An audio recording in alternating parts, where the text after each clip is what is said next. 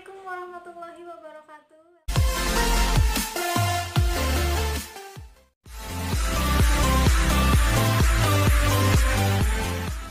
Hanisa Songko. Oke.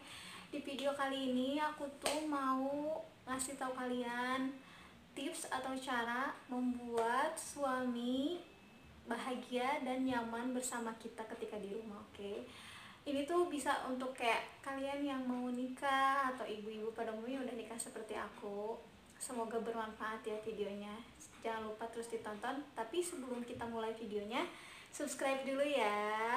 Untuk yang baru bergabung, sebelum kalian nonton itu mohon maaf dipencet dulu tombol merahnya subscribe-nya. Dan untuk yang sudah subscribe, saya ucapkan banyak-banyak terima kasih. Tanpa kalian aku bukan siapa-siapa. Oke, tanpa berlama-lama kita mulai aja videonya ya guys. Untuk tips yang pertama dan cara yang pertama itu untuk membuat rumah tangga kita harmonis. Yang pertama, kita itu sebagai istri harus membuat nyaman suami kita. Membuat nyaman di sini itu misal kita bisa jadi pendengar yang baik. Kita itu sebagai istri, kalau udah jadi istri itu kita bisa jadi kayak temennya, bisa jadi istrinya, bahkan bisa jadi ibunya suami kita gitu. Apalagi kalau misalkan si suami kita itu udah ibunya udah almarhum gitu kan ya. Seperti ya namanya kepala keluarga kayak gimana, tetep dia itu kadang ada sisi kayak manja kayak. Nah itu kita harus bisa memposisikan diri kita ketika suami kita benar-benar yang kayak lagi butuh perhatian, butuh kasih sayang. Nah itu kita harus benar-benar bisa memposisikan diri kita sebagai seorang istri. Apakah pas dia membutuhkan seorang teman, kita bisa jadi temannya, teman curhatnya. Pokoknya gimana caranya supaya suami kita itu nyaman bersama kita. Kedua, kita harus menjadi seorang istri yang pemaaf, yang selalu memaafkan. Memaafkan di sini tuh bukan berarti yang kayak tetap suami kita harus ada tetap di jalurnya. Cuman kita kan namanya suami juga kan manusia, gak ada yang sempurna.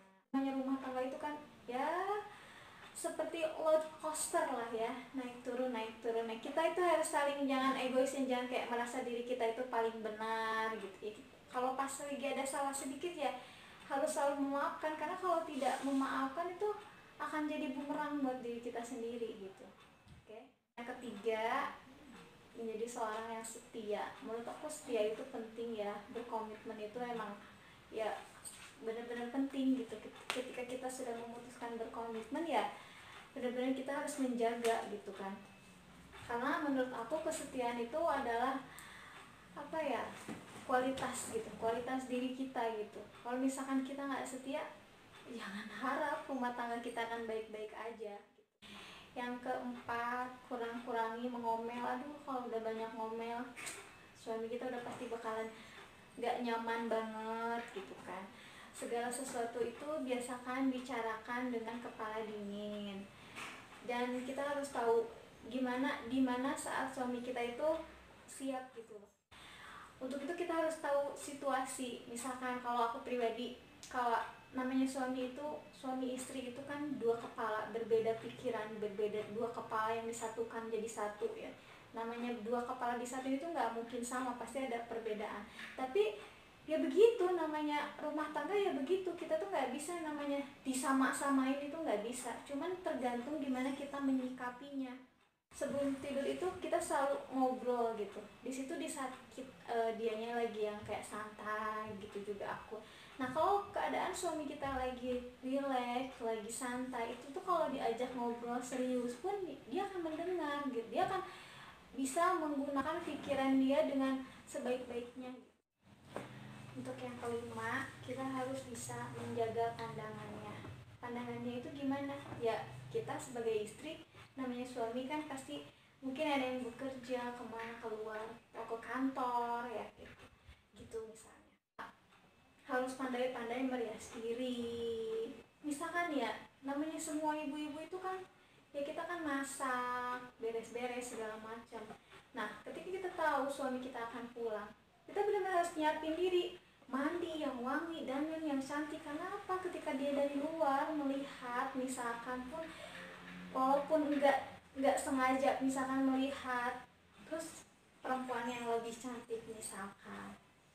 Terus begitu pulang ke rumah ngeliat istrinya dasteran, bau apek, bau bombo gitu kan, ya tahu sendiri kan lah, itu kan pasti tidak, dia tuh kan kayak gimana gitu. Makanya nah di situ kita harus pandai merawat diri. Tapi menurut aku juga cantik itu kan nggak mesti mahal gitu loh ya kan.